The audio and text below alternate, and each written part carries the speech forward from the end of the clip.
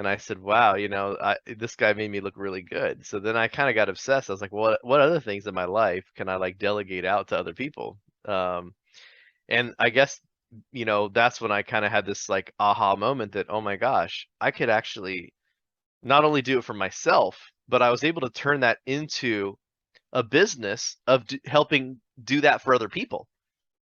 So Right. now I have VA Staffer, which is a virtual assistant staffing agency, has over 150 VAs, mostly from the Philippines, because they actually work. Right. I hate to say this, but most Americans, you know, they don't like that type of work. It's kind of like 1970s, It's a when culture it's a thing. culture thing. It's kind of like, if you think about immigrant labor here in America, like, you don't see a whole lot of Americans down there in the fields working, right?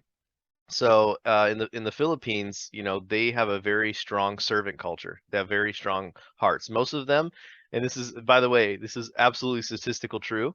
Most people in the Philippines, their parents really try to force them to be one of three things: a teacher, um, a nurse, or an engineer, Oh right? wow. Because Yeah. these are all kind of like servant type things. So I started that, and that's the story. So now that's kind of what I do for a living, is I help people build companies and brands, and I build teams to do it. It's so important. You're right, the delegate work, because I understand how some people like me don't want to outsource it, right? And I think it's because we think we are have the best knowledge, but you're hurting your time, right? You're Mhm. hurting your energy. Is that the right way to say it? Yeah, I would say that, I call it the 90-10 rule. And I feel like most people, they get burnt out if they don't do something that they actually want to do every day.